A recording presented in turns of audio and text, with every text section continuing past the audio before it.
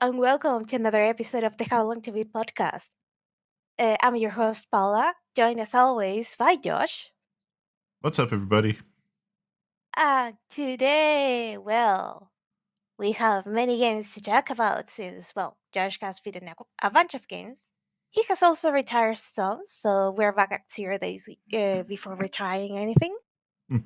And, surprise, surprise, we actually have a lot of games that we've been playing. I'm playing more than one game this time around, so yay for me! Hooray.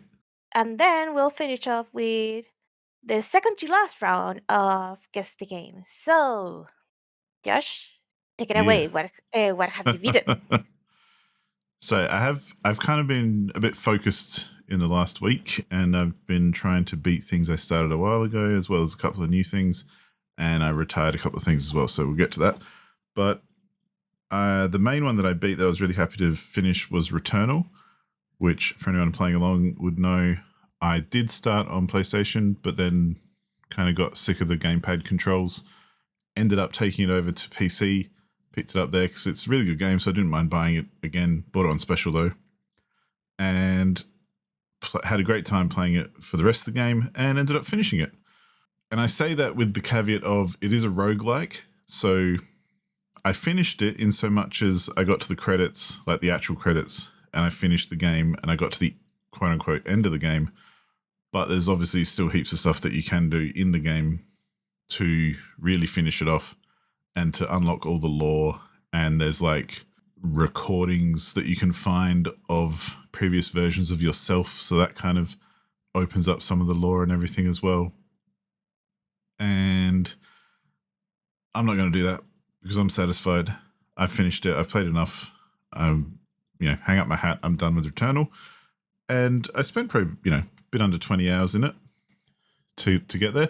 But the story is really cool. I don't want to spoil anything. It's by the time you get to the very end, you kind of know what's happening anyway. So it's not like a big reveal, but it's definitely a very kind of satisfying wrap up with a few ambiguous elements here and there that you're not quite sure what's been happening. But for the most part, you kind of, join the dots and it's easy enough to figure out. So, yeah, Returnal, really good. Definitely recommend it for anyone who is interested. It's a very cool roguelike. And I enjoy roguelikes which are like this kind of third-person action, big budget kind of stuff as well. Because a lot of roguelikes tend to be smaller games. They tend to be very 2D kind of games. Just because, for some reason, indie developers like making roguelikes as well. So they're obviously limited with budgets and scope. And this one was, by Housemarque, who are arguably an independent company, even though they're kind of, tied to Sony. But one way or the other, it was a great kind of take on the whole roguelike thing. And I really enjoy that kind of sci-fi, non-linear time kind of stuff. It's just a cool genre in my view. So yeah, Returnal, really good. Can't really say anything bad about it, to be honest. I also started and finished, because I got kind of addicted to a puzzle game that I know Paul has played called Railbound. Yeah, I Which love that is game. essentially kind of like a train puzzle game. So it's just a series of puzzles, lots of puzzles, like a lot of puzzles, with various different parameters and everything. But essentially, you've got an engine who's at the end of the track, and you need to build tracks in such a way that all the carts that are trying to get to the train will get to the train and also get there in order. So they're all numbered. There might be like 1, 2, or 3 carts, or even 4. And you've got to kind of put down tracks so that when you hit go and they all start going forwards, they kind of move around and do stuff before they actually hit the train, and then they're all in the right position when they do. And then the train takes off, and that's that. So initially, it's just as simple as that. It's basically just putting down some tracks, and, if you've got a number 1 and a number 2, you want to make sure that the number 1 has the quickest route to the engine, and the number 2 might take a little bit longer, so it comes in behind the number 1. That's that. Cool. But then there are a whole lot of variables that start coming in. So I can't remember what order they come in, but there are maps where you have different gates that you've got to get through. So there might be a blue gate blocking one part of the track, so blocking a cart getting through. So you need the other cart to kind of hit the blue switch, which will open the blue gate to let the other cart through. So again, if you've got a number 1 and a number 2 cart, even if you have to open gates for other carts and stuff, you want to kind of set it up in such a way that you're still going to get the number 1 cart through first and the number 2 cart through after it. And on all these maps, you've got limited track that you can use as well. So you can't just cover the thing in tracks and make things go around and around in circles forever. So sometimes you've only got like a few pieces of track that you can actually put down, and you've got to be really kind of precise with it. And then so on and so forth. Yeah, essentially each group of puzzles kind of adds another element, which makes it much, much harder and changes things up a bit. And it's really cool because all the way through to the end, every single set of puzzles has a new element. So it keeps getting more and more complex, more and more challenging, and more kind of brain draining all the way through. And I want to say there's probably like 9 or 10 regular levels per set, and there's probably about 12 different sets of levels. But then most of those regular levels have bonus levels, which are kind of harder versions of the same level that you unlock when you do the first one. Thankfully, to progress, you don't have to do the bonus levels. You only have to do the base levels. But I ended up doing the bonus ones as well because they're a lot of fun. So, easy does it. But it's just a really good puzzle game. It's very simple. It's very straightforward. Well, I say simple. It's easy to understand, as in you understand what you've got to do. It's just all about figuring out how to do what you know you need to do. Yeah. Which in my mind is the best puzzle game, because it's not so much trial and error as it is like actually having to think, because you can see how all the pieces fit together, but you have to really have a think about how to fit them. Yeah, how to fit them and how to basically get them to do what you want them to do. So I like that kind of puzzle. I don't like the kind of puzzles where I literally have no idea because I'm too dumb or something, and I have to like trial and error my way through it and hope that I'm getting the right thing. So I like to think that I can make educated kind of decisions with my puzzle game. And Railbound is just like that. It lets you gives you enough information and kind of gives you a new thing each section, so that it's only one little addition every time, but it does change things quite a lot. And yeah, really good. I think I spent I want to say I took like 6 or 7 hours to get through the whole thing. All right. And yeah, I did everything in it. One thing I did notice was when I was looking at some completions and stuff, apparently there's been a couple of versions of this game. So the latest version, the one that I played, has like a couple of different like additional sets to what some people originally played. So I feel like originally when it first released, there was maybe like 9 groups of levels or something like that. And then they've added extras. So there's like 12 or something. And then there's even like a bonus group of levels as well, which are just a hash, kind of like a number symbol. So they might have added more since you first played it, Paula, but I don't know how long ago you played it. So I think it was a while ago, though. Yeah, I'm looking at it and it seems that is the case. Yeah. So yeah, there could be some difficult puzzles there for you to tackle if you ever feel the need. I do remember getting this one like pretty close to release date. Yeah. So Yeah, yeah. there were 8 worlds when wow, there's like 12 effectively. There's 12 Yeah, worlds in there's heaps total. more now. Even down So I to, may need to update that. I don't know, when you played it, were there like levels with multiple trains? Yeah, I got to that one. Yeah. I Okay. played, I think, yeah, I played it all the way in 2022 on September. Right. Yeah. Well, yeah, the newer levels are kind of more complex and harder. So maybe it's worth a download again. I already did. Nice. So yeah, Yeah, I actually got it like either on release or like the week after. yeah, cool. Well, it's the same devs as some other game that I think I've played their other games. Yeah, like Golf Pigs and Invento. That's it, Golf Peaks and Invento. Yeah, I think I've got Invento, but I haven't played it yet, so I'm looking forward to trying that out. It is But adorable. Please play it.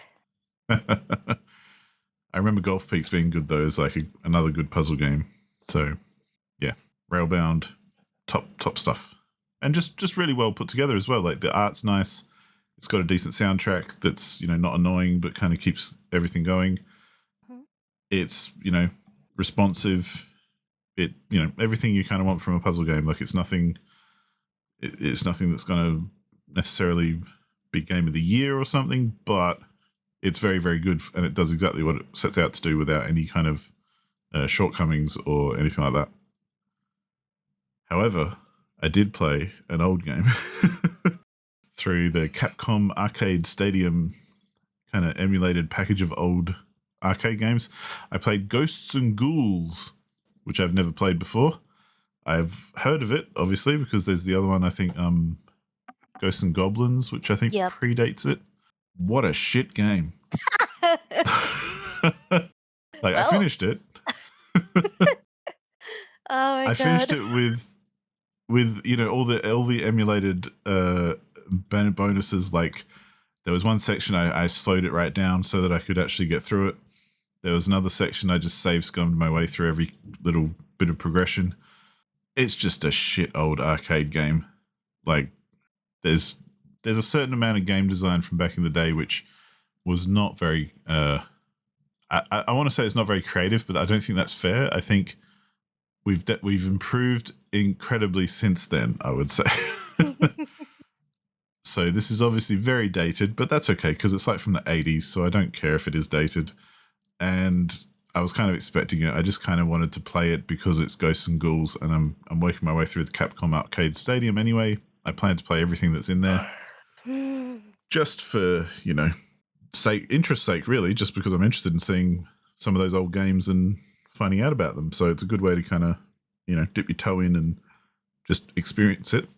And yeah, so Ghosts and Ghouls, it's it's annoying as well because you get through it and you get to the end and then it says, haha, start again and play all the way through again. And then you can actually beat the boss.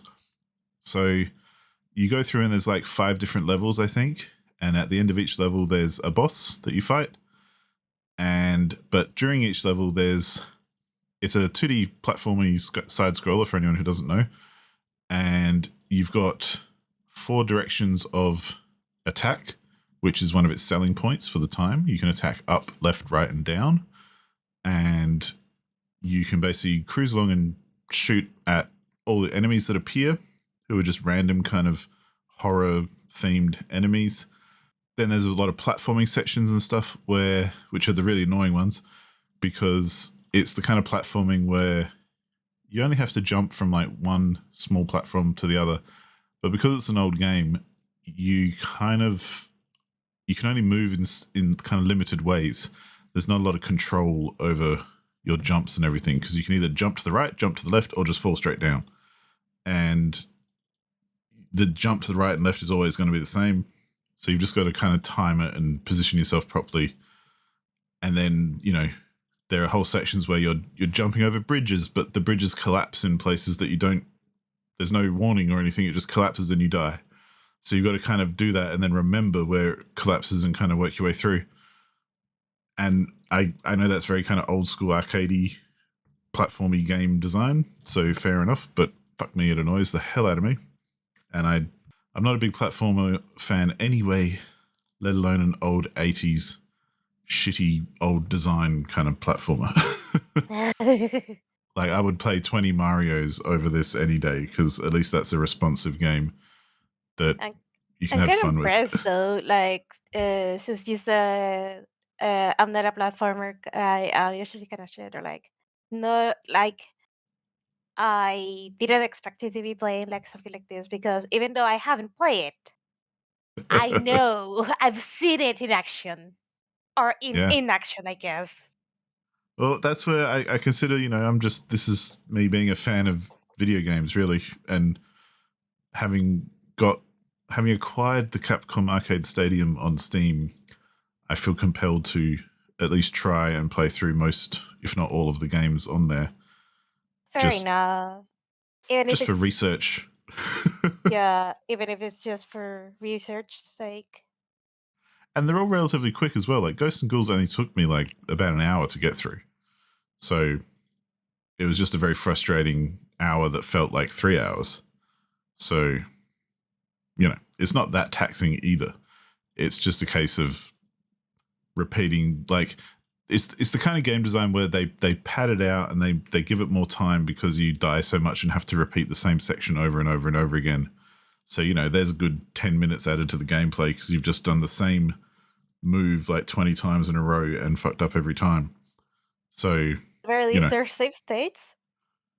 well, that's why I think I got through it anyway within about an hour, because I did use save states and I did, use some slowdown and stuff to get through some of the more precision platforming kind of sections. But You say the yeah, more cheatery parts. pretty much, yeah. But I'm glad I played it, even though, it wasn't that good. But yeah, I'm not saying anyone should rush out and play this because, good Lord, there are better things these days. Only if you want a piece of history and do not care about that hour. Pretty much. Or you're just like sadistic like me and just think, I really want to check this out just because then I can it's kind of like if I play it, I can confidently say that it's shit. But if I haven't played it, then I've got no, nothing to back me up. But now I have, so I know. Now you have a horse in this race. Exactly. So yeah, that was the last thing I completed this last weekend. Like I say, it was just a quick one. But I'm kind of glad I did it, even though it was not very good. But I did retire a few things, which I think is a little bit more interesting. In fact, speaking of platformers, if anyone wants to play a really good platformer, I recommend checking out Animal Well, which came out very recently. I think it's on PC and PlayStation. I don't think it's on anything else because Wait. So you retired the cheater platformer and you said like this one is an actually good platformer, yet you retired this one? it shows how much I hate platformers. So, so Animal Well came up on PlayStation Plus, and it's got a really striking, really cool kind of graphic style, which is why I wanted to try it out. Because the graphics are all kind of like there's a black background and it's like neon pixelated graphics. And from the trailer and stuff, there's like heaps of nature kind of stuff involved, like there's grasses and trees and plants and things. But then there's also lots of animals and like big animals too, like bigger than your character and all this kind of stuff that are just kind of living where you are, and you do your platformy thing. And I don't know what the point is because I didn't finish it. I just retired it after about 20 minutes or half an hour or something because I'd had enough. But I recognize quality, and I'm happy to say that it seems like a really good puzzle platformer, precision platformer, whatever you want to call it, because there's lots of stuff in it which is actually really interesting, but I just hate doing platforming, so it kind of annoyed me. Like there's whole sections where there's like bubbles floating through the air, and you can use them as platforms, but when you jump on a bubble, it starts to sink, so you start going down.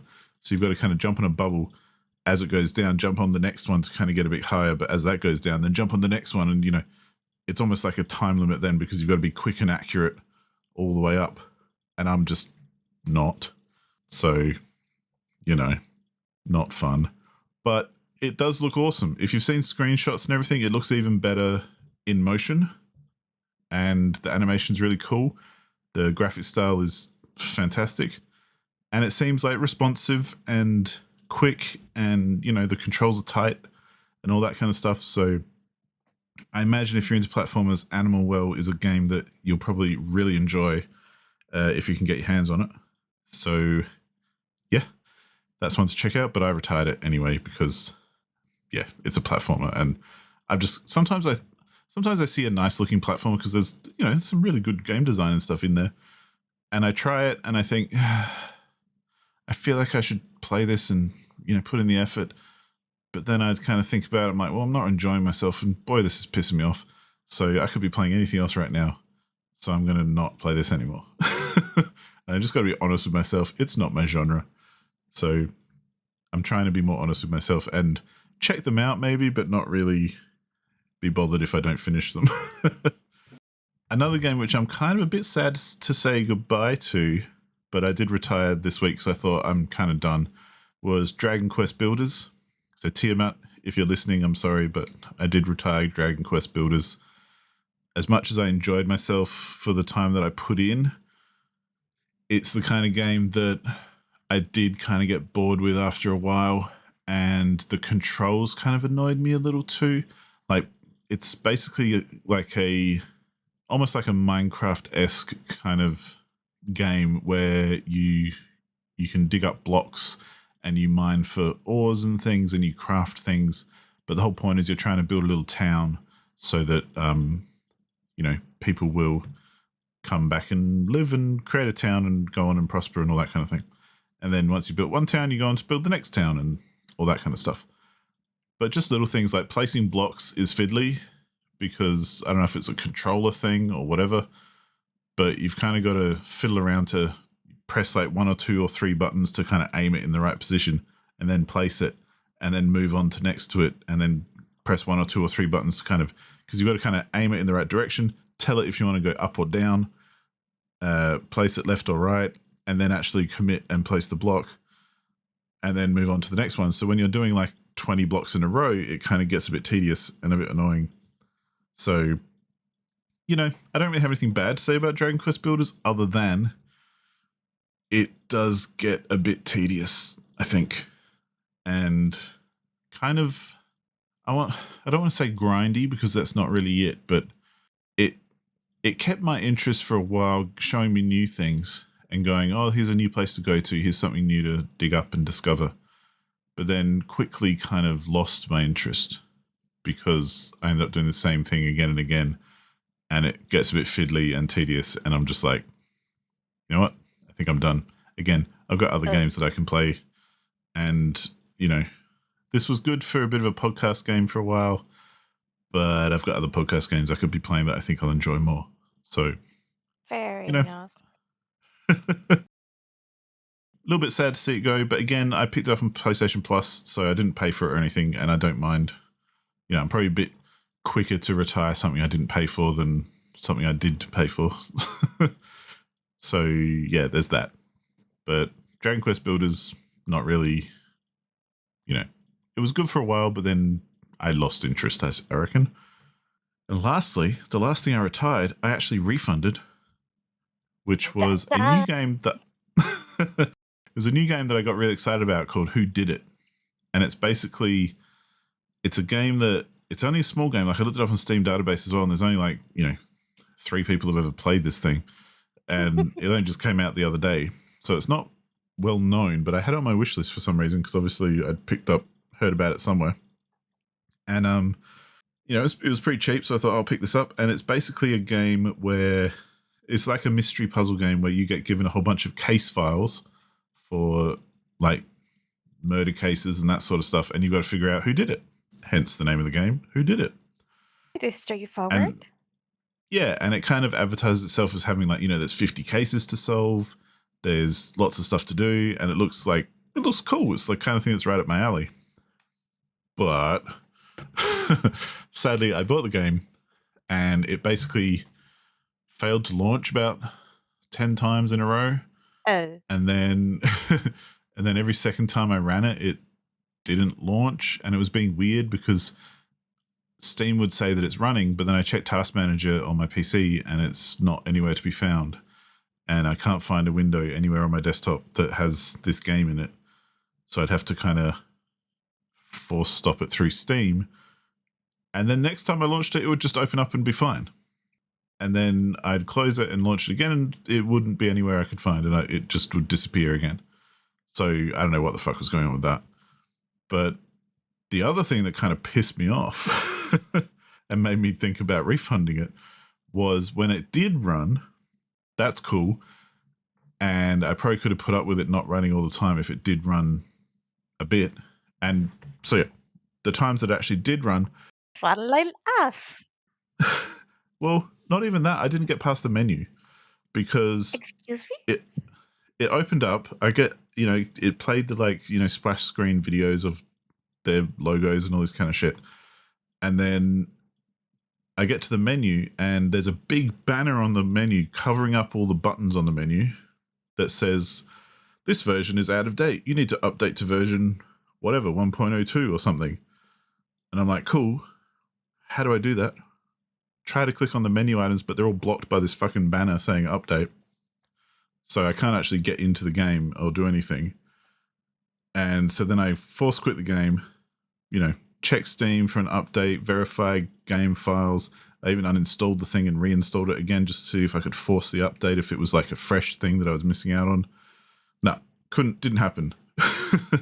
Just Ooh. every time I loaded it, there's this fucking banner on the menu stopping me from actually accessing anything.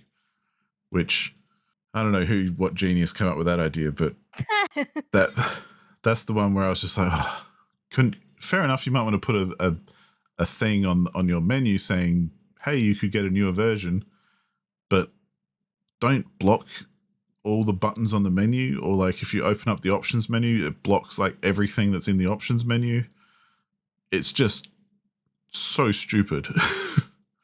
So it was only a $10 game anyway, but I ended up just getting so annoyed with that I refunded it and thought, you know what? If this is still around in like 6 months or something, maybe I'll pick it up again and give it a go if it's gotten past all its shit.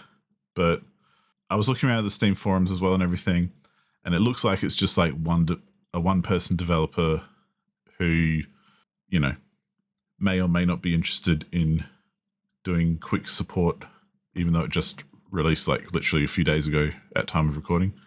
So I picked it up like the day it was released, and I would think that anyone who's releasing a game might be like hot on the support for the first week or so, perhaps. You never know, maybe. You would But expect. yeah, but I posted a question about the banner and everything on the game's forum, and I still haven't received a response. So whatever. I've refunded it now. Don't care anymore. Kind of a bit dirty on that game, but that's okay. Maybe it'll be good in the future. Maybe. So, the 7 minutes apparently, as Steam tells me, that I played of that game was just me looking at a screen of menu options that I couldn't click on. So it's still considered a retirement in my book. But that's all I've been doing so far with playing completions and retirements. I've got a couple of playing, but I'm going to hand over to Paula because, hell, you don't need me talking all the time. Uh, What have you been doing, Paula? What you been playing? well then, I've been playing a bunch of stuff. Two games that I Mm-hmm. haven't played in a while, and one that it's been living there in the playing list for a while now. Yep. First of all, I decided to play Let's Go because I still have like the original run I was talking about. Like the last time I talked about it, like a month and a half ago at this point. But anyway, and I decided to continue my endeavors into making like the best school ever possible. So I'm remodeling it because when I started like making the school and expanding the original building, it turned into like this strange shape thing where it has like either like nonsensical towers or uh the classrooms are like the management rooms and the research rooms have funny shapes because it was like I needed like each square space I could afford. So now I'm making like a main building like just in front of the school entrance with the bicycle shed to the to one side and the parking lot to the other side. So that way, all the classrooms are like in the same building, with the labs and other like very like relevant stuff that I need, like for people to be able to get there like quickly in that place. So that's the plan. I want to make like the classroom slash specialty rooms like in one building, and then have like all the clubs in another building, and a huge ass casino, because of course you need to feed all that people. I feel like I still want to make like a casino in the main building at the very least, because I have too many people on my school, and now it's getting to the point where some people eat while standing, and that ain't good. And the casino that I have ain't like, I don't want to say it ain't like a proper casino, because it is. It has like everything a casino needs, but it has like a couple of tables because space. Can I clarify? Yeah, Because it sounds like to me that you're saying casino. casino. Oh, like sorry. Uh, Is this a language barrier thing? it might be, though. I am pretty Because sure a it's. casino to me is like gambling in Vegas kind of stuff. Yeah, I just realized that. And I'm like, you're putting casinos in your school, Paula? What's going on? No, it's like It's like a cafeteria, you mean? cafeteria, yeah, like a cafeteria kind of thing. I'm still like pretty sure it's called casino in the game, but maybe it's just my brain like translating it and I don't realize. Well, here we'd call it a A f- canteen. it could be a canteen or a food court, I guess. But a food court is more like Yeah. the thing in malls. But But anyway, not like gambling, blackjack and poker. yeah, not like gambling. Okay, cool. I just wanted to clarify that because I was getting confused for a second there. Yeah, actually, like, uh, is it called a casino? Like, I'm actually like curious about it, because I've been calling it like a casino mainly because of language, but it's not like I'm playing it in English, so it's like Mm. uh facilities, I guess. No, that's Uh, okay. I'm happy to, you know, that's why I thought Clarify it that. might be a language thing, but I'm glad I'm on the same page now. So Yeah. Yeah, but I'm like baffled. Yeah, like the back sets, I wasn't like actually sure if they were called that, but it seems like I hit the nail. Food sources, like, yeah, it's a cafeteria. I don't know why I call it a casino. I'm stupid. no, that's all right. Yeah.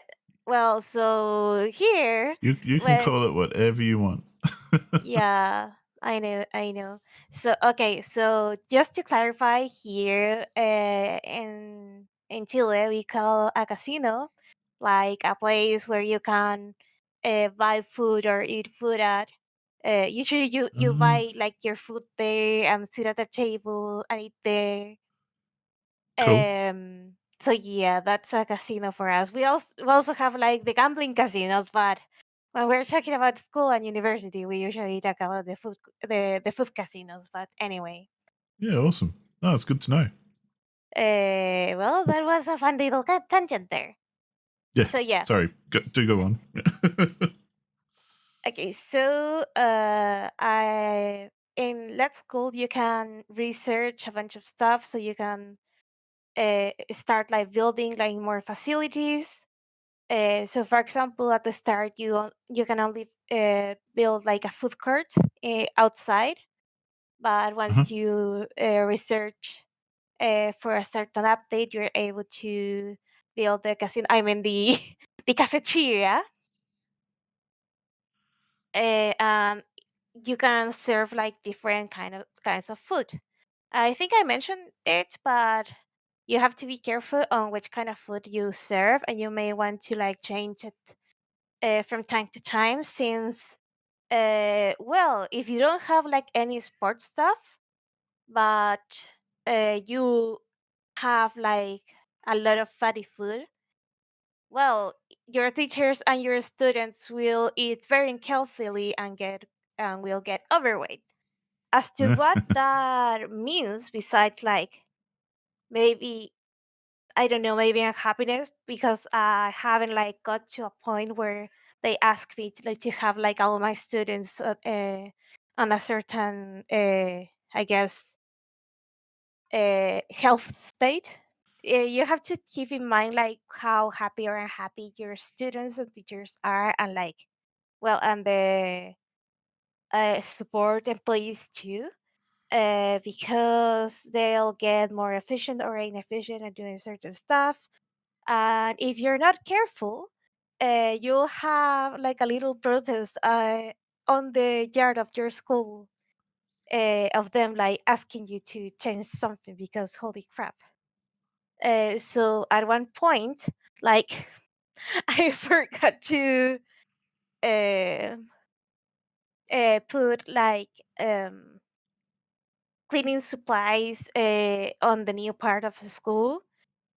So I didn't have like that area like in the cleaning area.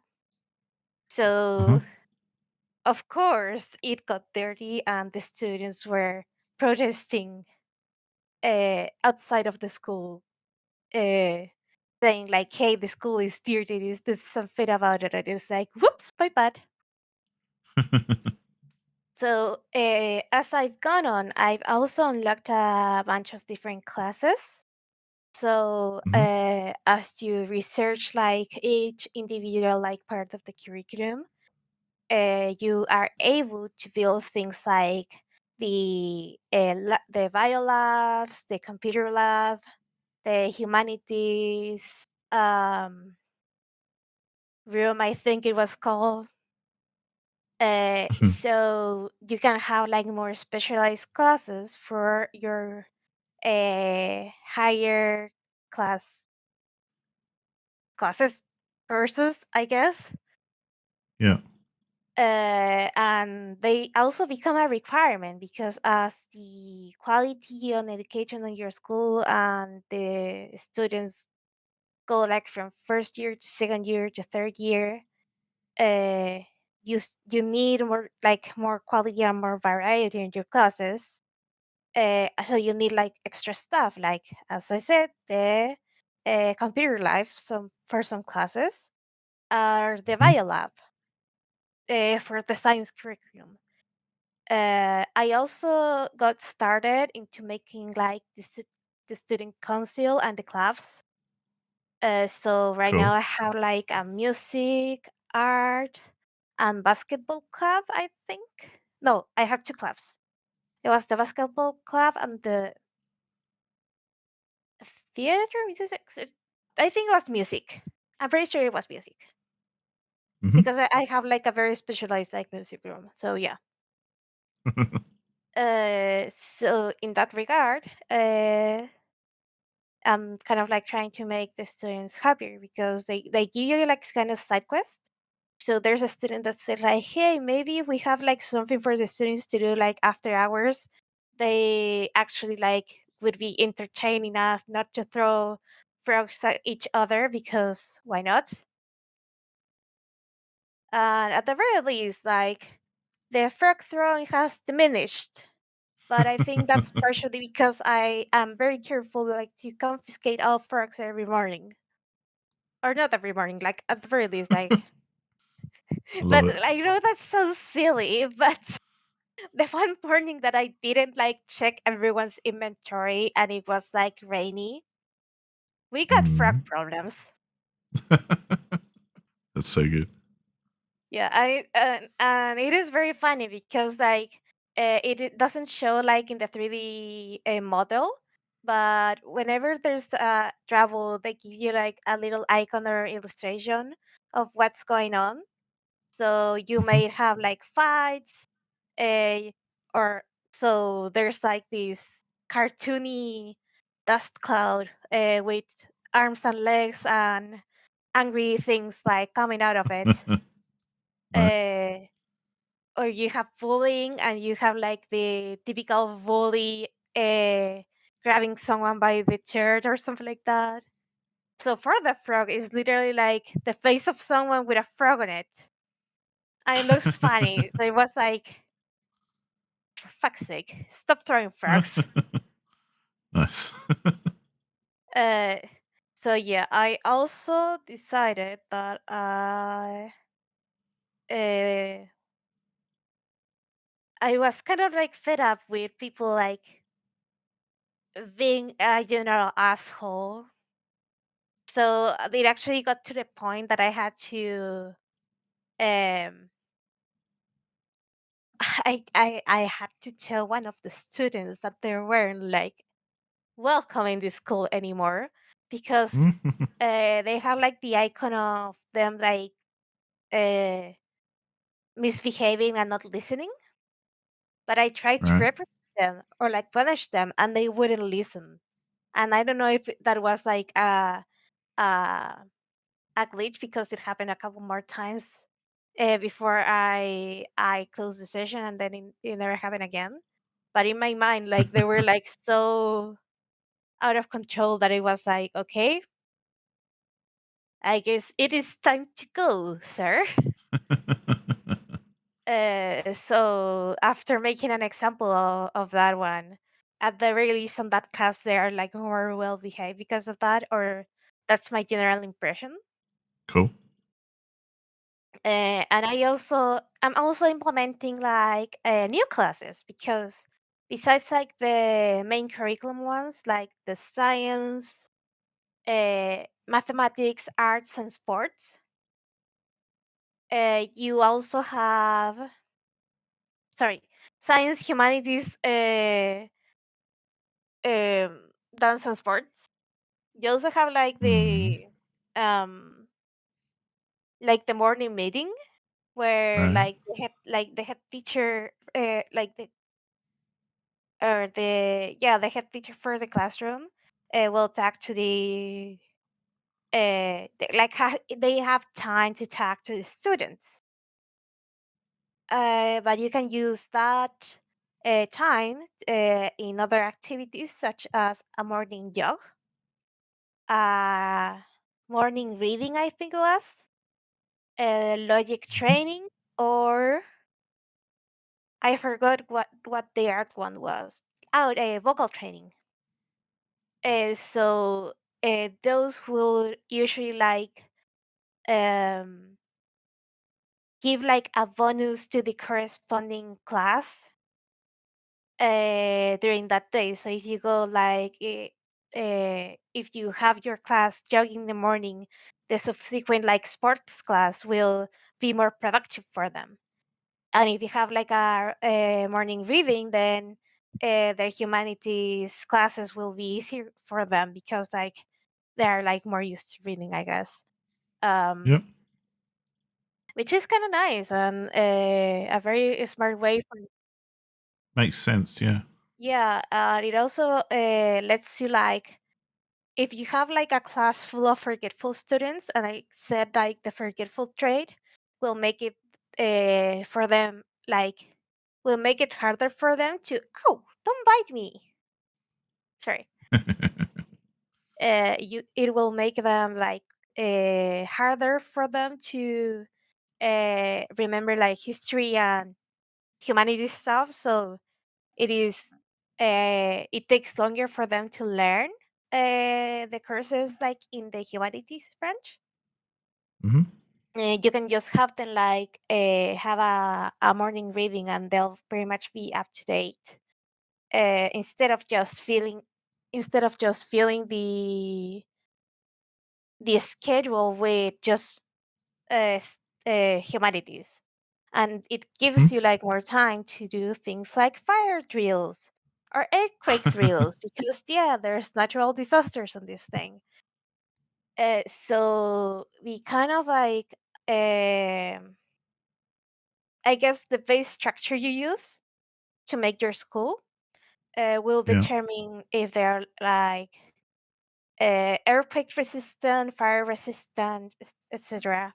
So right now, I think my school is like a tier 2 building. Uh, if it was like a brick wall or something like that. So it is less prone to burning down than wood, as you may suspect.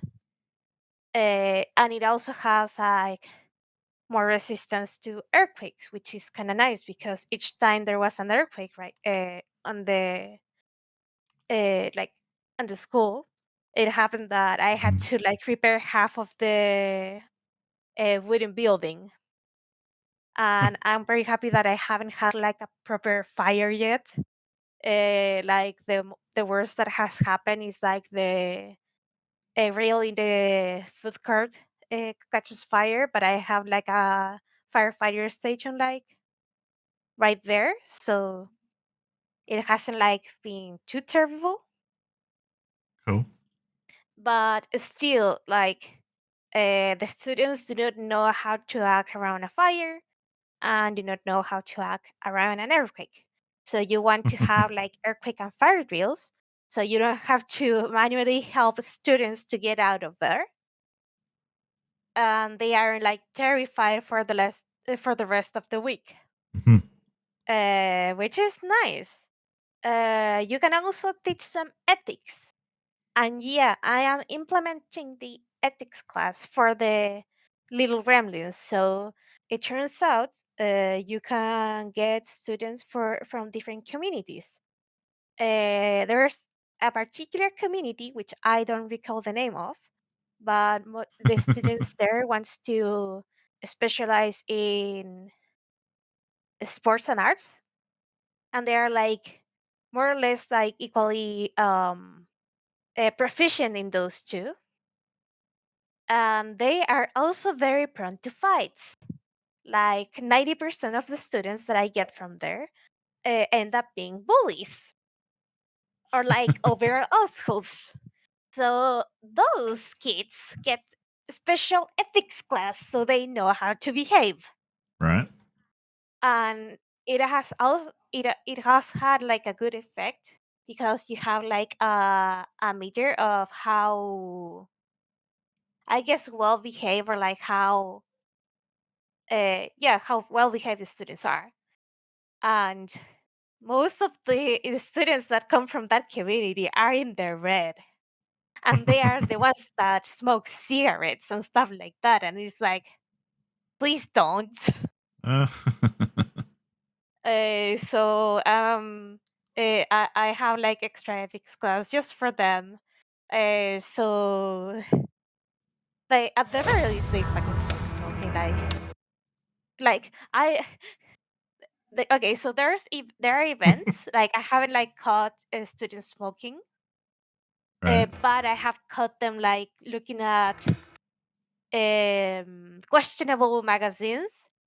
And sometimes there's like a group of people like in a corner, and you know they're up to no good, and you get an event out of it. So the amount of questionable magazines and video game consoles that I had to take from the kids is stupid. So yeah, I would rather like uh, remedy that now. Uh, Yeah. Yeah. and finally, I'm starting like to rotate the stuff that I have.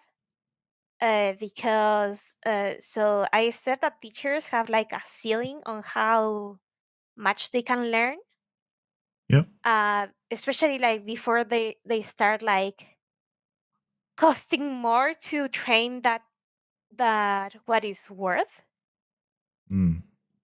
So right now I have like a couple of teachers that are not cutting it on the teacher uh, part of things. So I have to let them go if they are not able to train more than they already have. Some do have like uses outside of the classroom, like they still have like either a high management, uh, yeah, a high management. So they're very good for being like the head teachers of some classes. And the ones with really high management, like I send those to the problem classes because, funnily enough, a well-behaved kid is easier to manage than a little gremlin. So They had that on the game too. Nice. So yeah, I have to rotate like all my personnel and try to at the very least put them like in the best spot they can be, or otherwise let them go on. Have to scout or wait for someone qualified enough to post that they're like looking for employment. Hmm. Being the headmaster ain't easy. Yeah. Like there's so much to go, and sometimes you just don't have the budget. I have to wait like for the end of the semester because the better your school does, the more money it gets. Yeah. So currently I'm at third place, which is very nice. So yeah, How that's many lit school. how many students do you have in your school? I think it's something about around 130. Oh, so not that many actually. No, there are not that many. You actually start like with a handful, and you grow your school little by little. Yeah, yeah. Oh, awesome. And I'm grateful like you have like that learning curve because as the game goes on, you're able like to automate things. Hmm. So right now I have like programs, quote unquote. So students from the arts and sports community go to the arts and sports class when they enter. So I don't have to micromanage the hell out of them. I can Nice. just I can just leave that to someone else. So that's very nice. Cool. Like, but uh, but searching on each one of these little gremlins backpacks, it still has to be done by me. Like I haven't found a way to micro to automate that. So yeah, it's still like a lot of fun. It's fun to see like the school grow and like see how things get organized finally and Yeah. things start to make sense. So yeah, even though I complain about students being gremlins and the frog throwing thing and how it is difficult to manage stuff, it is a very very fun game. Mm. Like it Yes. has its charm. Like all those Yeah, yeah. adventures are kind of like I feel like each playthrough is unique in a way, depending on which community you take students from or which are your objectives, Hmm. and also, like how do you decide to deal with it. For example, my boyfriend didn't uh, accept like a bribe pretty much, so he doesn't have like students from that problematic community. Hmm. So there's not as much frog throwing or like students doing shit they shouldn't be doing. Like they're very well behaved. Mine are just chaos gremlins. So yeah. Nice. Anyway, the other game that I played a bunch of is Project Zomboid. Mm. And holy crap, I think this is the run. Or like, I hope this is the run. So, with my boyfriend, we tried playing Project Zomboid a couple of times in the past. Some of them didn't make it to the podcast because it was like, okay, let's try to survive. 3 Doritos later, like 2 minutes later, it was like, well, then I guess we didn't get the memo that we had to survive or something. So yeah, we started like a new playthrough. I think we actually started like two playthroughs. Got mauled by zombies in the first one, but very quickly. But we started like another playthrough, and again, I think there's something going on here because as soon as we spawned, there were like zombies by my boyfriend's like door or something like that.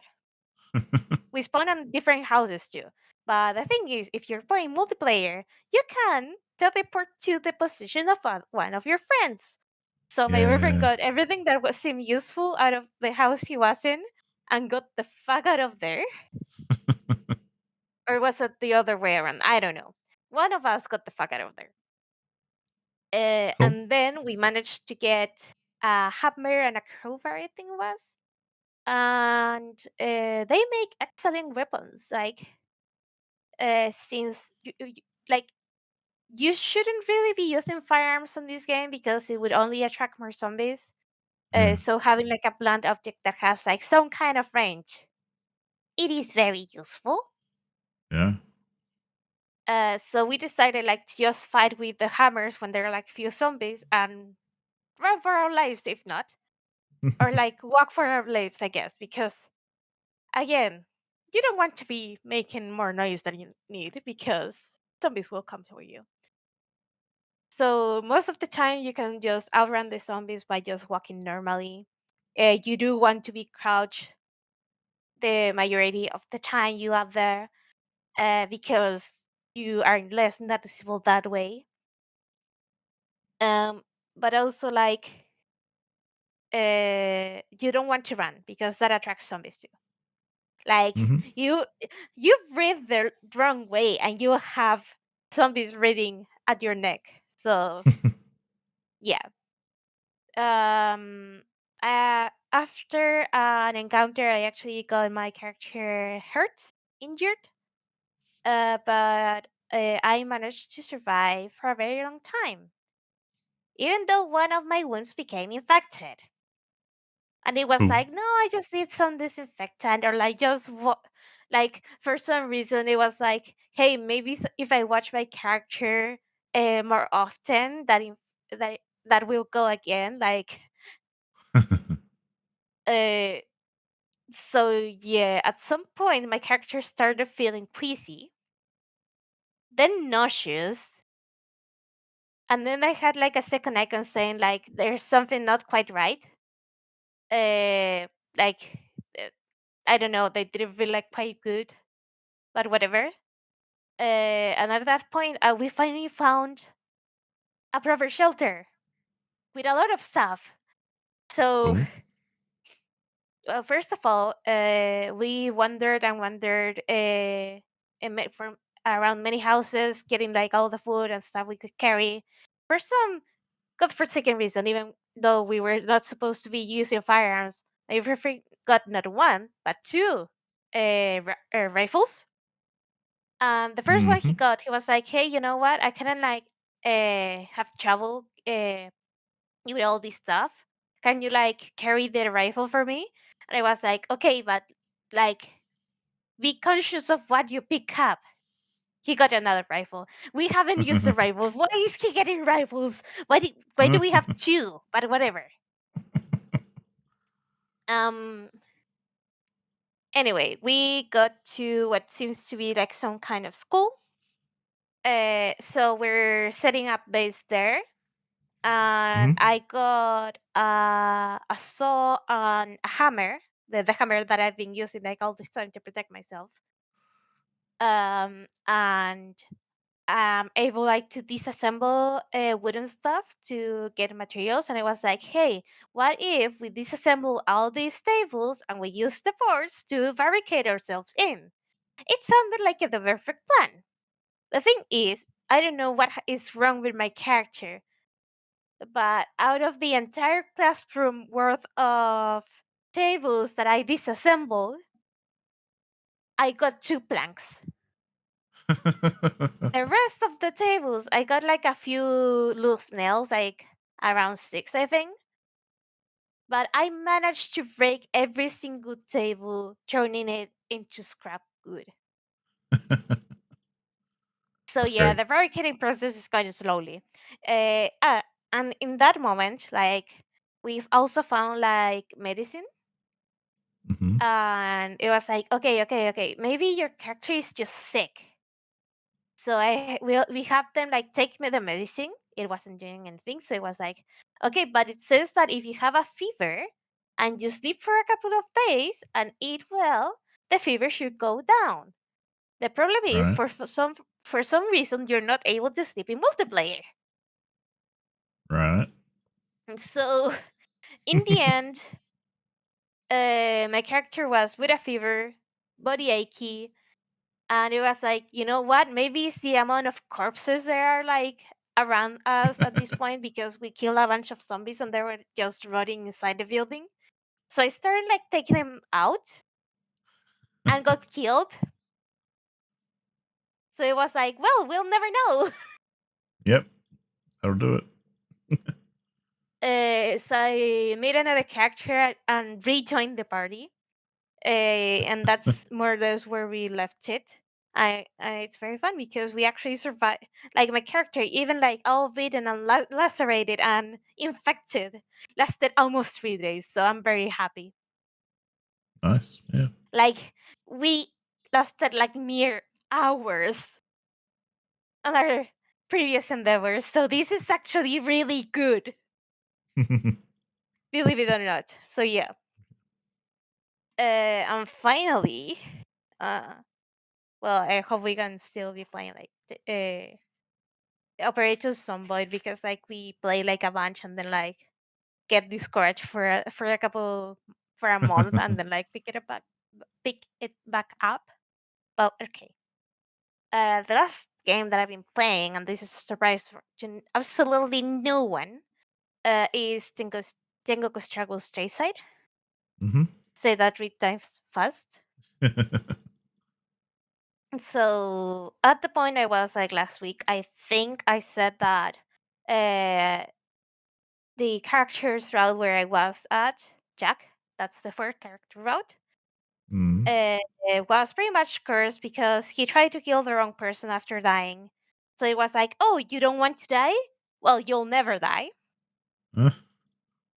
Uh, So he's pretty much immortal, and each year, around the time, like the anniversary of his death, he dies a horrible death again and gets revived the next day.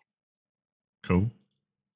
I already said this, but dying and reviving many times will wear out your soul and can turn you into Mume. So at some point, Rin mentioned something about how hell works to Jack, and Jack was like, "Hey, that's actually not so good." I so yeah. We I finished Jack's route, and I'm kind of sad to know that he wasn't like really in uh related to Rin's past in a way because since he was locked behind the other three routes, I thought he had like more to do with the story, and I was like, not really. Like I do have the sneaking suspicion, but I'm not sure because he didn't say anything. So it's like he was alive at the time Goemon was running around, and since he was like one, like his family was one of the ones that Goemon targeted, they ran away. They tried to go by ship to somewhere, go escorted by the Murakami pirates, like Jonah's ancestors, for a while. mm. And after they left the territory, the pirates attacked them, and Jack died and got revived for being an asshole to the guide of dead people. I don't know. So he's been alive ever since. It's kind of interesting though that uh okay, so the thing with the characters that are from hell is that since usually once they start like behaving or like being repentant about the things they did in life, they get to be model prisoners and they get to go outside of hell to this little area at the doors of hell and like set up shop. The thing that usually happens is that they kind of like have to learn how to be around people yeah. because they're from different eras, so they don't usually know about the technology that we have now. Uh, so in that regard, Jack has been able to blend in with the living because he's been alive all this time, and it makes a fuck ton of sense. Mm. So yeah, that was one of the interesting things uh, that I learned during his route. Now I'm gonna go full spoiler territory because I refuse to shut up about this game. So if you haven't played past chapter 7 of Jack, you've been warned. Okay, so the thing is that uh, in this route, Jack was kind of like an asshole for the first part, and uh, after realizing he's being an asshole because he didn't know how hell works, Yeah. uh, he tries to learn about Rain, only for him to be at the scene of a crime, do nothing, and get killed in return. Hmm. To the public eye, he's supposedly in the hospital and he had surgery and all that jazz. The reality is he got to the hospital and Croak died. Stephanie in front, his manager was the one who saw that and even like accompany uh, his body, I guess, to the mortuary. The next day, the body was nowhere to be found. So the story is that they kidnapped him from the hospital, and that's what people know. Uh, Only that he wasn't dead, or like he was dead, but he got revived because of his curse, and he's now sticking with Rin's crew. So he decides to like join the cause and try to stop the others, because like something at some point he was like, "Hey, you know what? This whole revenge against this guy is kind of pointless at this point because I cannot even see him without repenting." So he was like, "Okay, I never was like very into the objective of this guy." So he ended up like fighting against them. You know what? It kind of like doesn't make sense now that I think about it. But anyway, like I don't know. He's not that. I don't know if he wasn't convinced enough or if he's just a turncoat, but I do not trust him anymore. But the one thing that we saw, and actually like what caused Jack to die in the first place, is that okay. So at some point, very early in the game, they kind of like hosted like a thing on the plaza, and they showed that Shino, the one that is kind of like the mastermind behind the escapees, was Yeah. able to completely heal this actor who was in an accident and had like all these kinds of scars all over his body and was limping and couldn't like be an actor anymore. Uh, and he was completely healed. His name was Ichise.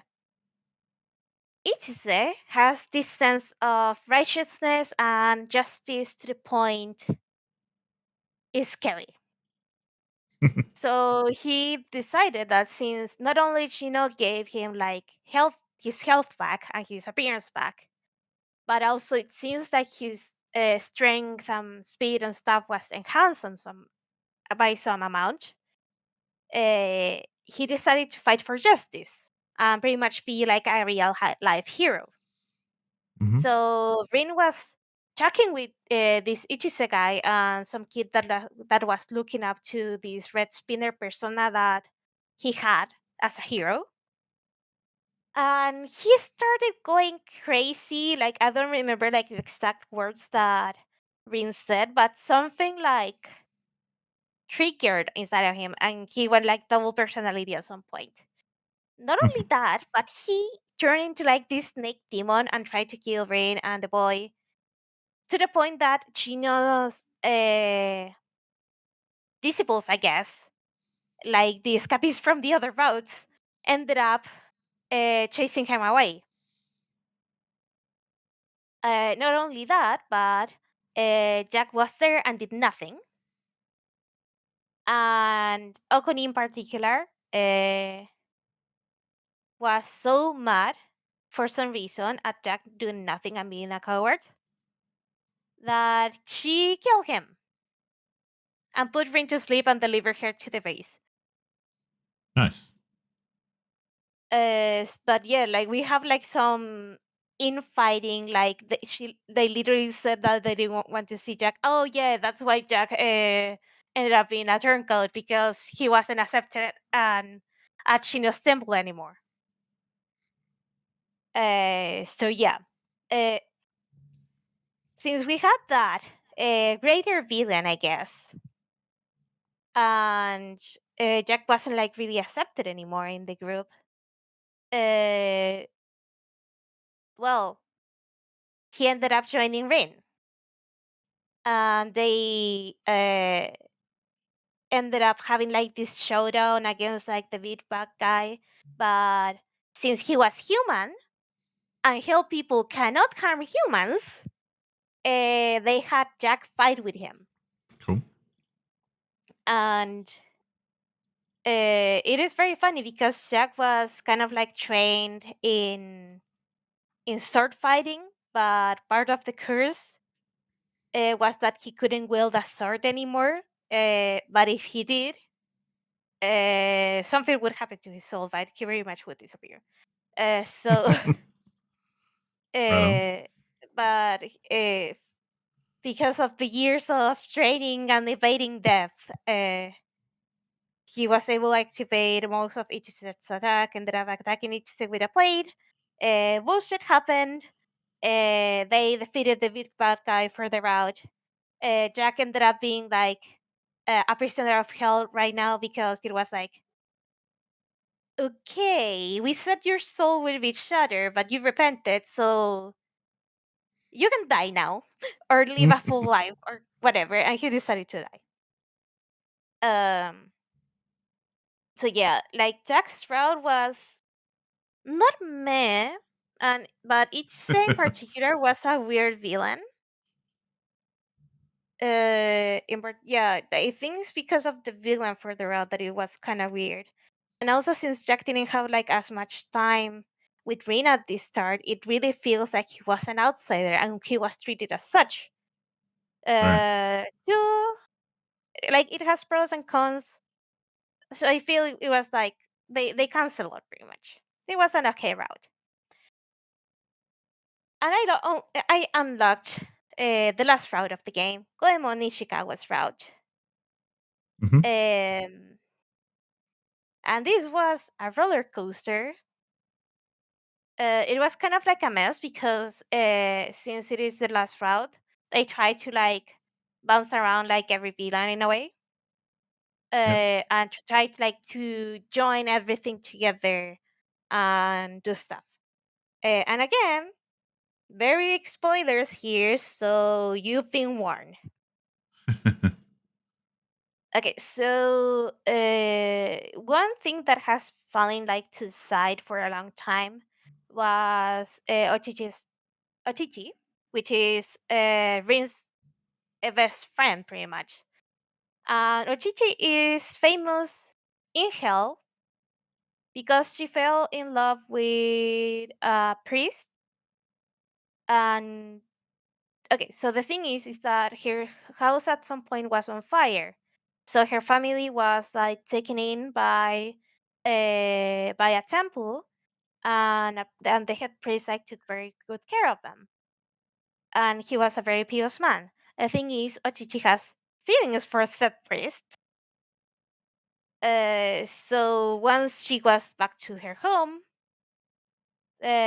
she was crazy enough to think that if something happened, the priest would rescue her again. Mm-hmm. So she set fire to her own house, as Nice. you do.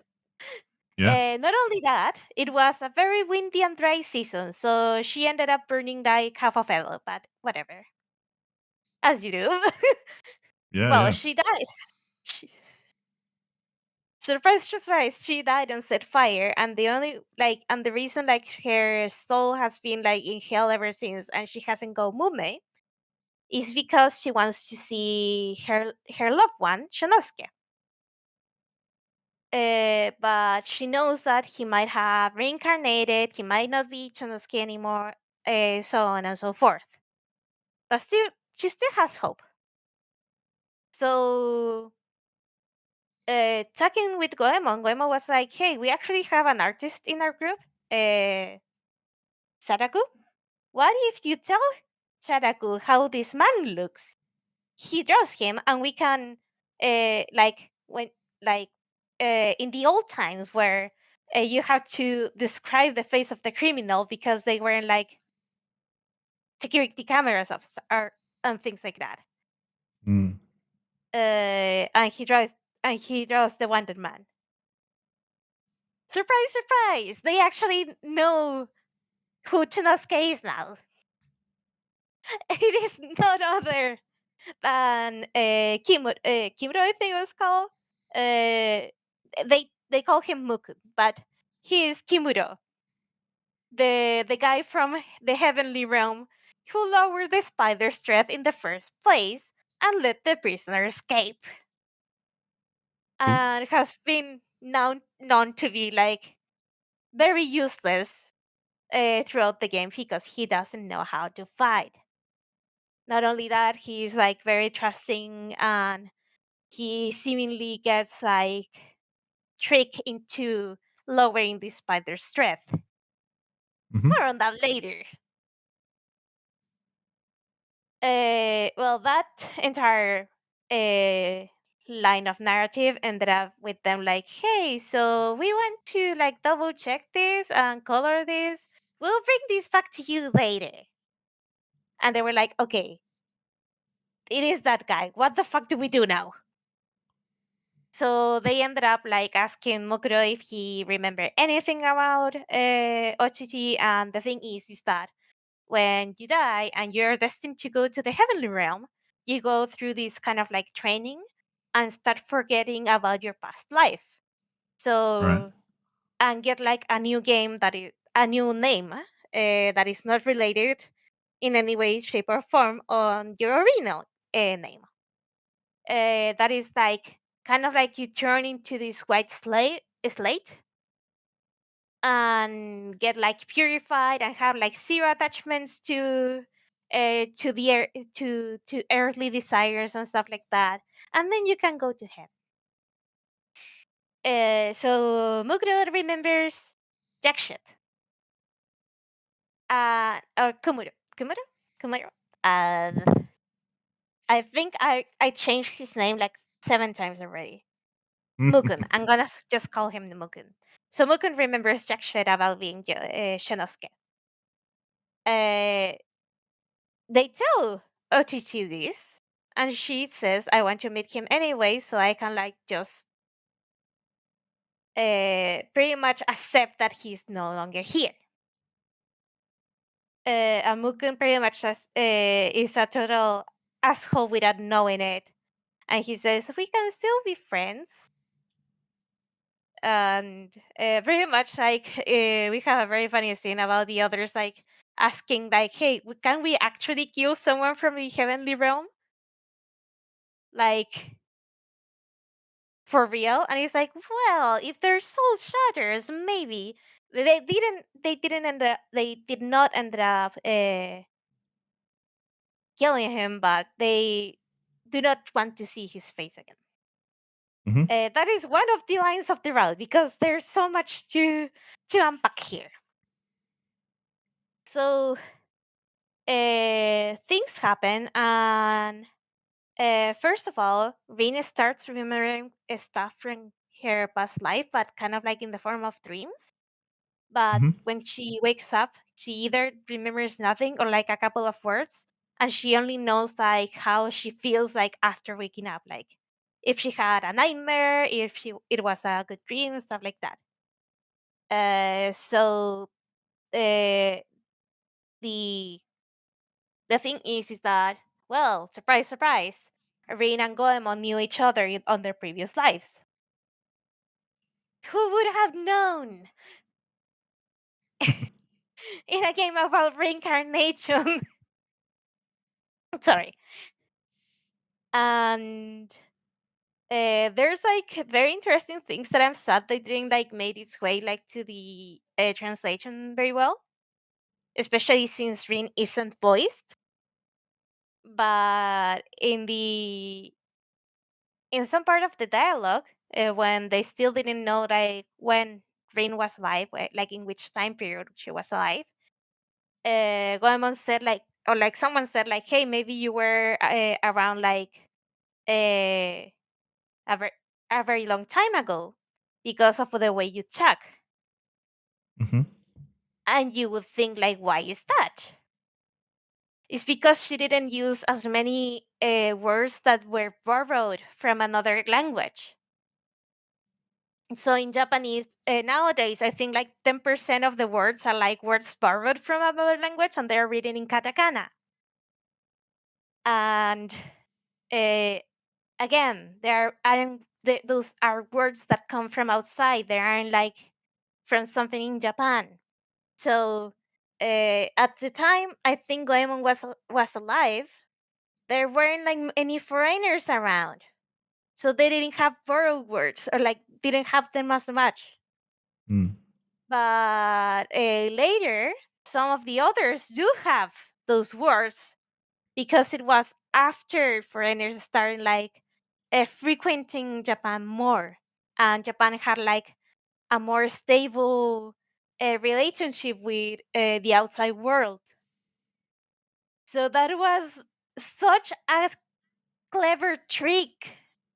And I'm so sad that I am not able to see that because, since, first of all, the game is not in Japanese, I don't know how the words are written. I don't know which are borrowed words and which aren't supposed to be borrowed words.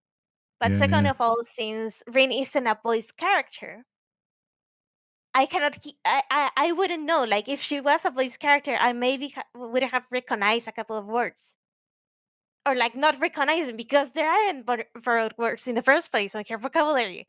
So yeah, that actually like blew my mind. I'm so sad that that didn't carry over as well in the English translation.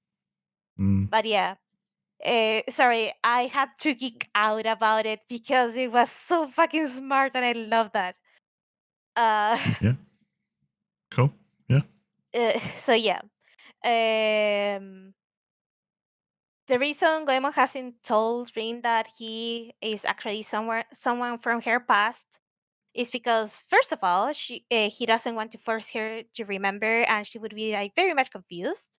And second of all, because they had like kind of like a thing going on, and it was like he wanted her like to be free in a way, and he might have been the culprit of her death. So he was like, yeah, maybe she doesn't remember that one thing. Um, Spoiler alert: she at some point remembers everything, and even was told how she died, which was in a very gruesome manner. But anyway, uh, fast forward to near the end of the route, and things, and there's so many fucking plot twists here because there's like this character that was from Goemon's past, and he's pretty much like a brother to him, and he was like from this ninja village. And he was salty because Goemon left the village when he was supposed to be the next leader. So he has a death wish against Goemon ever since. But in the other routes of the game, he's like this very like a gentle, helpful kind of character.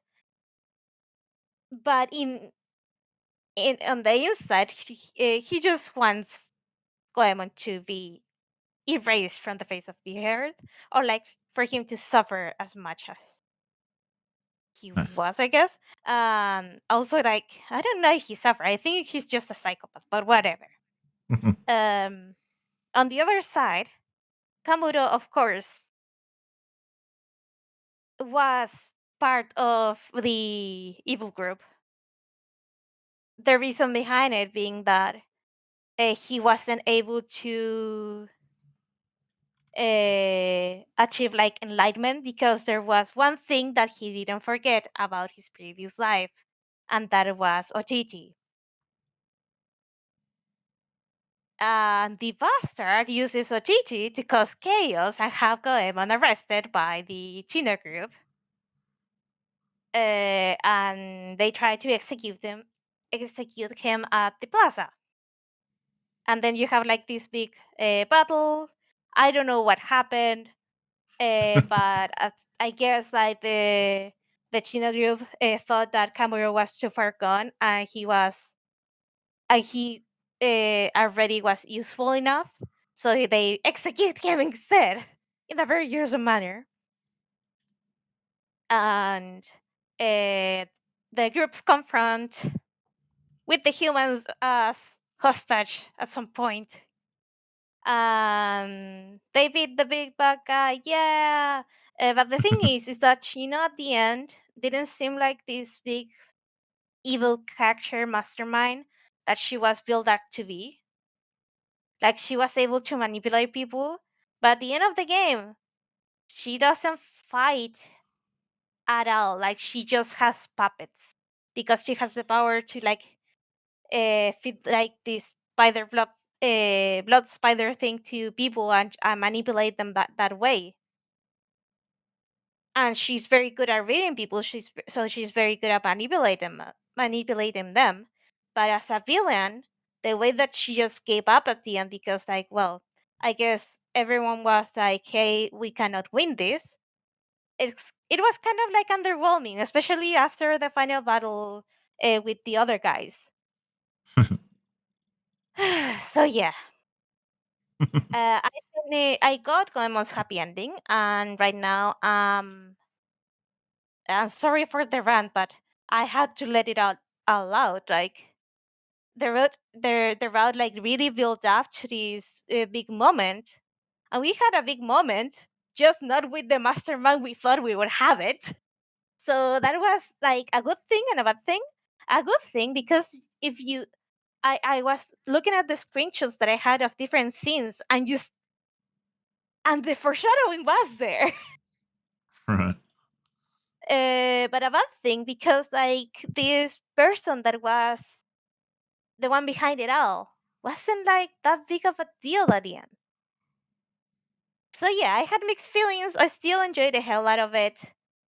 Ring was hell, like like hell. Like she was cool as hell. Sorry, in this route because she was finally given permission like to properly like attack humans if they were like attacking hell people, but whatever.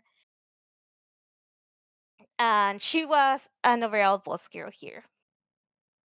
Um, so yeah, I still want to ending hunt because each of the guys had like one bad ending, and they have like a sequence that after that bad ending.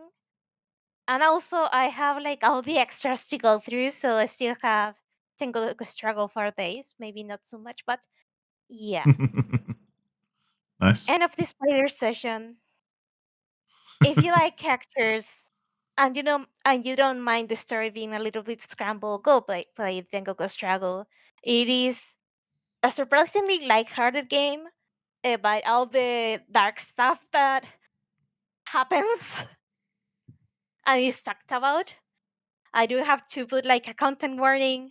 There's unsavory stuff happening and being talked about here. But if you don't mind that kind of topic, like you will enjoy this one. So yeah, I'm sorry. I'll shut up now. Please talk about Halibut. No, that's all right. Uh, I might have rant about stuff so much that we have no topic, but don't worry. Next time, I will bitch about the topic too. So I'll make it up for you. Yeah, I've just been playing a couple of games that I didn't finish. I'm still savoring Harold Halibut. I've definitely got past chapter 1 because I got the achieve for it, and Ooh. I'm into chapter 2. Oh, it's And divided by chapters. it is, but it's not explicitly. I only know that because I got an achievement for finishing chapter 1. So you know, and something big happens at the end of chapter 1, which I think is kind of going to be, you know how last time I was talking about I wasn't sure quite where the story was going and Yeah. what the main kind of focus would be. I don't want to spoil it because, again, this is a very new game, but there's something that happens at the end of chapter 1 which I feel like is okay, this is going to be central to the rest of the game and probably going to, you know, dictate what happens next kind of thing. So it's a cool little plot point that happens, and, you know, it is big enough to kind of direct the rest of the game. I'm still absolutely in love with the whole presentation of Harold Halibut because it looks amazing. The voice acting is really good. The animations, like the whole stop motion kind of stuff, is very good. But I mentioned it last time how I really like the camera and the way they use it. But I want to kind of mention it again because it kind of adds so much to the vibe of the game that you're walking around like usual, like on a 2D kind of side-scrolling kind of format, I guess, viewpoint. Perspective is the word I'm looking for. But then when you stop and talk to people, you do get this kind of more cinematic close-up camera view of the conversations and that sort of thing. And it just adds so much to it. And it really shows that the entire environment and everything is built because you get different angles that you wouldn't normally see. So you get to see, you know, parts of the set and parts of characters and stuff that if it just stayed zoomed out and like a 2D plane, you wouldn't see those bits. So it just kind of solidifies the world a lot more by having these different angles and that sort of thing. And it's just really, it's pure genius in my book. So I don't really want to say much else about Harold Halibut at the moment because I will get into spoiler territory very quickly. But it's just great. It's fantastic. So far, it's the best game I've played all year, and it's my game of the year at the moment. Damn. So I I'm was going to gonna call say that like now. so early in the year, but we're already in June. What the hell happened there? Yeah, we're almost halfway through. I feel like it's reasonable enough to say that it's up there. At least it might not be the winner, but it's definitely, yeah, one of the best games I've played this year. Wow. I've also started playing a game called Planet Crafter, which people may or may not know. It's essentially it's kind of like a survival crafting game. Yeah. Essentially, the story is that you're a prisoner who's been sent into space and plonked on a inhospitable planet. And it's a very Mars-like planet. Like, it's red. You can't breathe. There's no oxygen, all that kind of stuff. And there's like this thing in the future that the story side of it is that prisoners get sent to different planets to try and terraform them and try and make them habitable. And most of them fail, of course. But, you know, your whole thing is obviously you're trying to succeed because that's the game. So it's called Planet Crafter because you literally, the first job you have is to essentially build an atmosphere and start terraforming the planet as a whole. But in order to do that, it's very much like kind of like a Satisfactory or even a Subnautica kind of thing without the monsters, where you go out into the world and you've got limited oxygen at first and you've got limited energy and all that kind of stuff, and you've got to eat and you've got to drink. But you go out into the world and you harvest resources. So a lot of different minerals like cobalt and iron and titanium and all the usual kind of stuff. And you use those minerals to then, you know, fabricate habitats and machines and all these different things that you need to survive and start terraforming the planet. Like, there's machines that create heat and add heat into the atmosphere, and there's machines that create oxygen to add oxygen into the atmosphere, and so on and so forth. And there's all this kind of stuff. But it's kind of cool in a way because it's kind of fun, and I haven't played a game that does that before, where you have to, you know, terraform an entire planet. That's kind of interesting. But the hesitation I have about this game is I feel like it's a bit of lazy design. As in, you land on this planet, and in a game like Subnautica, which I think is very well designed, you find resources in places you'd expect to find them.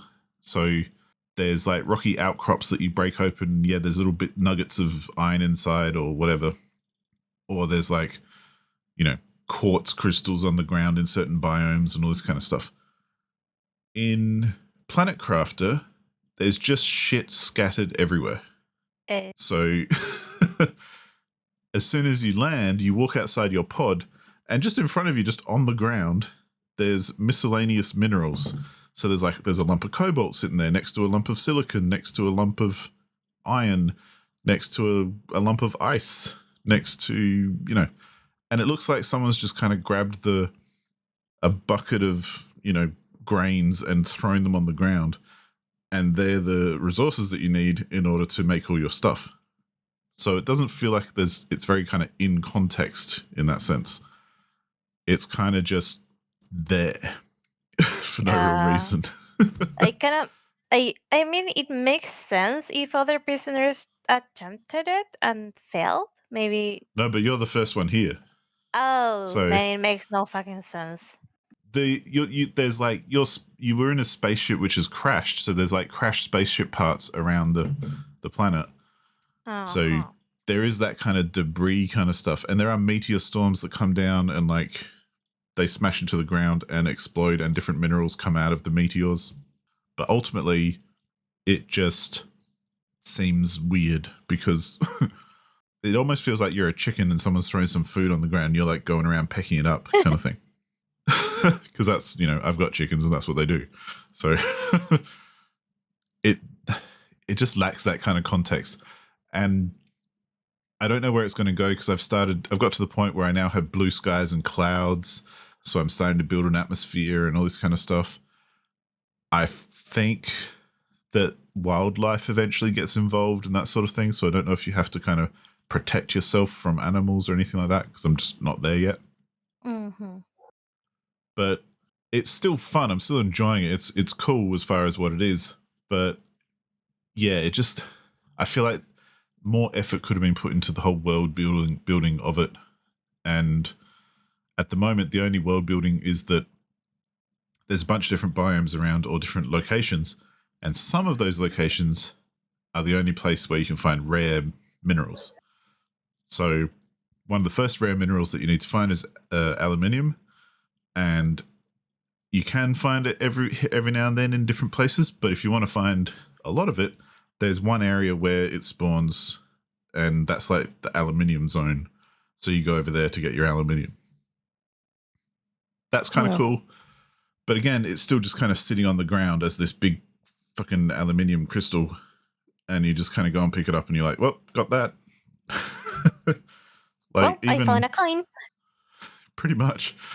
But like even like Minecraft has more context in that sense. Like you have to dig underground and certain layers have different types of minerals and stuff. Like this one is just everything's just scattered on the ground for you to just walk around and pick up. And yeah, it just feels a bit lazy, I suppose. Not that I want to accuse anyone of being lazy, but I just feel like a little bit more effort could have gone into it. Because I'm used to playing games like this, which are like Subnautica or those sorts of things. Mm-hmm. Or even Satisfactory. Like Satisfactory has a similar kind of thing where there's different mineral nodes on the map and you have to mine them and all that kind of stuff. But it feels like it's in context of the world when you find stuff. And it's not always necessarily abundant in certain places. So you have to kind of find different biomes where it is abundant. But yeah, it's not just a whole bunch of random shit sitting on the ground for you to go pick up. And yeah. Having said that, though, I am enjoying it. I like the progression. The progression's pretty easy as well. Like, it hasn't actually been that hard. It's moved along a lot quicker than I was expecting it to. Mm-hmm. So, like I say, I'm already at the point where I've started growing grass on the ground as well. And, my next goal is to create rain, which I'm working towards. So I'm sure after that, I'll start seeing a lot more vegetation pop up and all this kind of stuff. And it moves along quick enough that it kind of keeps you interested, which is, a good thing because it doesn't get too grindy or anything as well. So, yeah. But that's Planet Crafter. Like I say, it's good. I'm enjoying it. It's kind of replaced Dragon Quest Builders for my podcast game because, there's no real audio that you have to listen to. There's no real mystery to the story you have to pay attention to. It's just walk around, collect what you need, craft what you need to do, unlock different stuff, walk around, collect it, craft it, blah, blah, blah, rinse and repeat. And yeah, that's Planet Crafter. That's what I've been playing. And in the interest of time, we're actually going to skip our topic this week, as Paula mentioned. Yeah. And we'll get back to that next week. But yeah, we are up to our second to last round of our guessing game. Yeah. It's funny because we were like, hey, let's pick this discussion topic because it seems shorter. The more I think about it, the more I want to bitch about it. Yeah, we'll get stuck into it next time. That's all good. And yeah, we'll have the time to have a proper discussion, not just rush through. So, that's the way it goes. When you've got lots of games to talk about, you just got to talk about them. So Definitely, especially if you're very passionate about it, or if you want to explain the systems. Cool. Well, for anyone listening along, we realized that essentially Paula cannot be beaten because we've got 2 more goes at this guessing game. So Paula's going to guess this week. I'm going to guess next week. And even if Paula gets 0 this week, I still can't beat her. So, we'll save the congratulations for next week.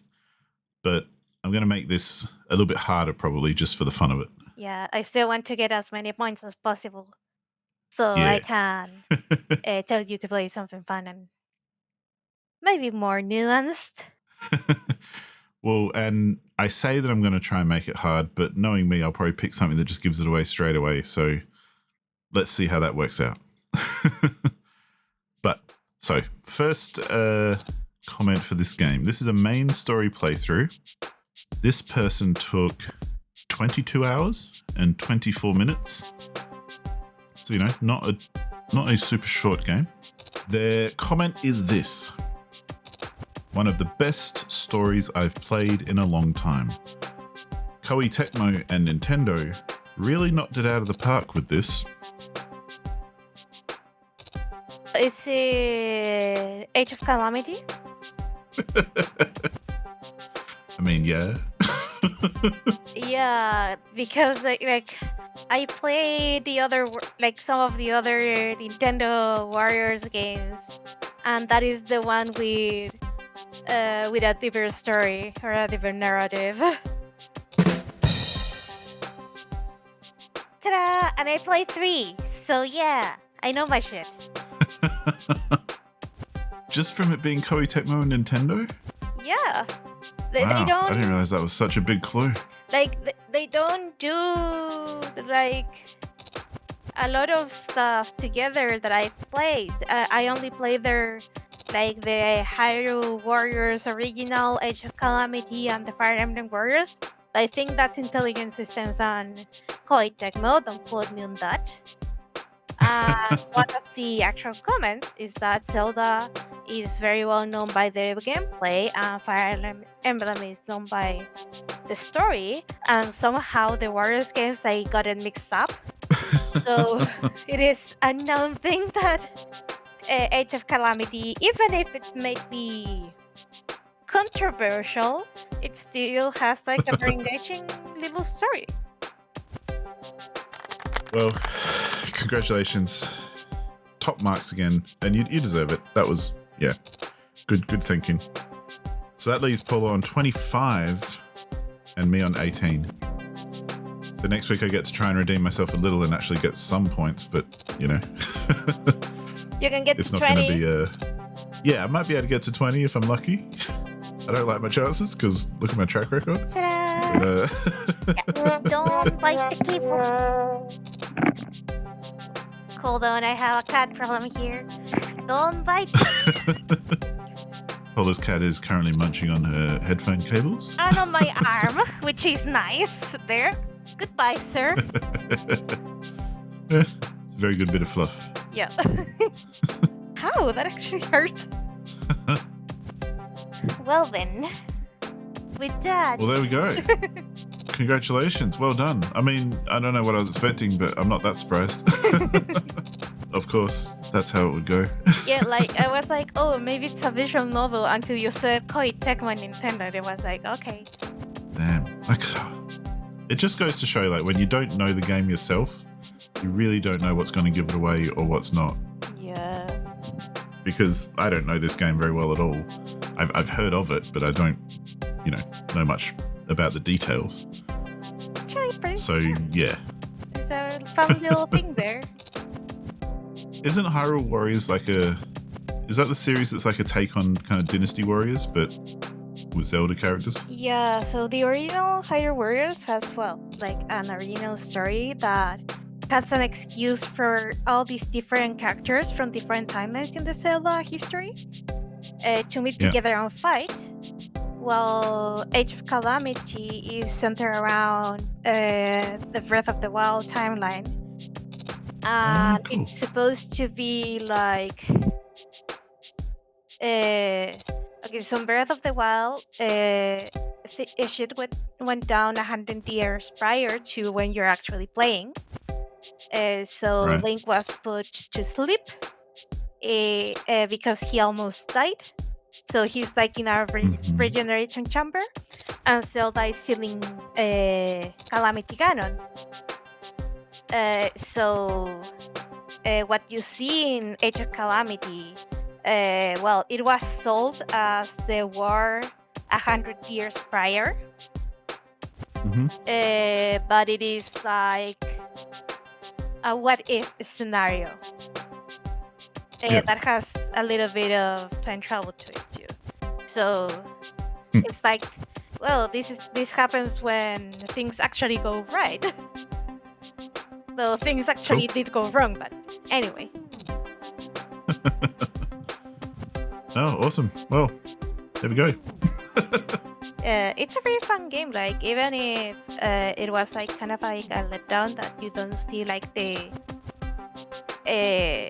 heroes actually failing because and that might sound morbid, but it was such an important point on Hyrule, like on that version of Hyrule in Breath of the Wild, that I thought that I would actually go through it.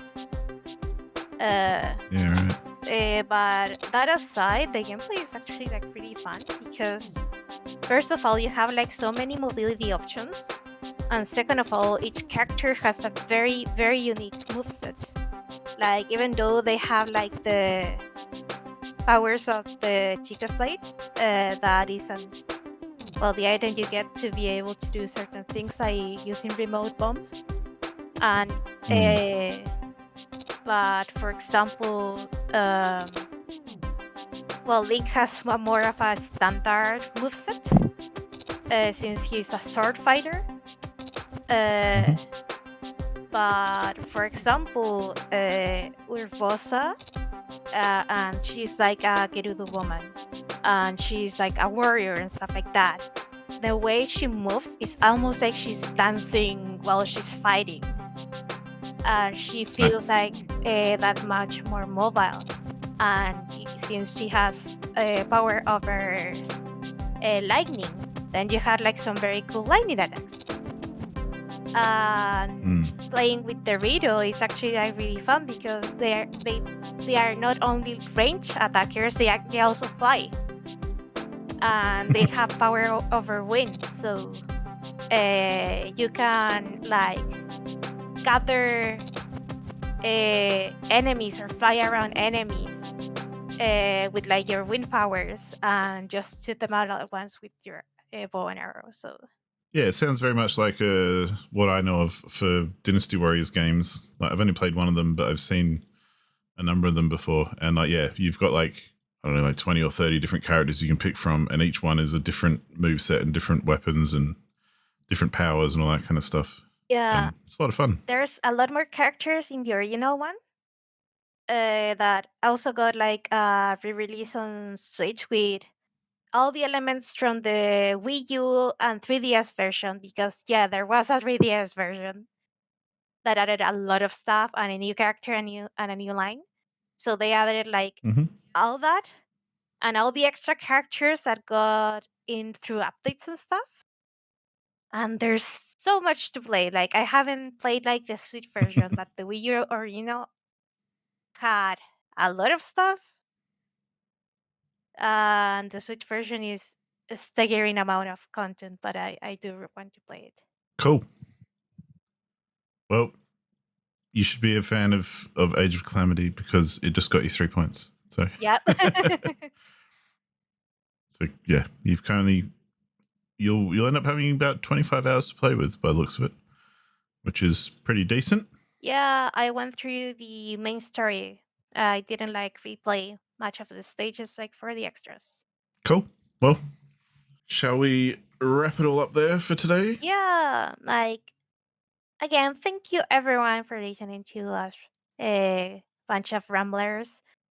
Uh, are you familiar with any of the games we talk about? Are you interested?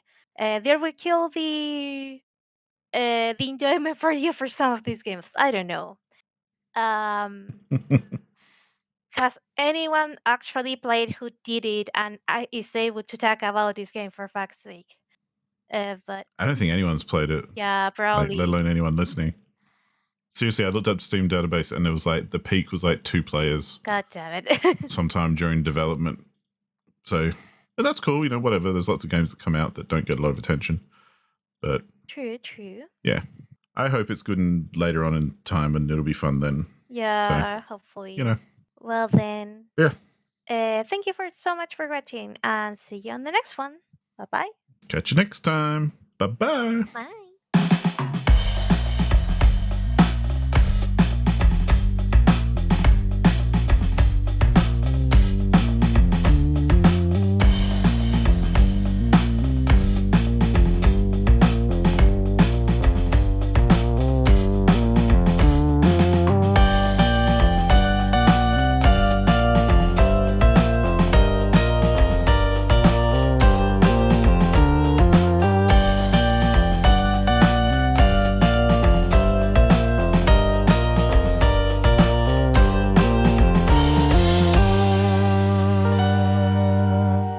So I could be playing anything else right now. So I'm going to not play this anymore.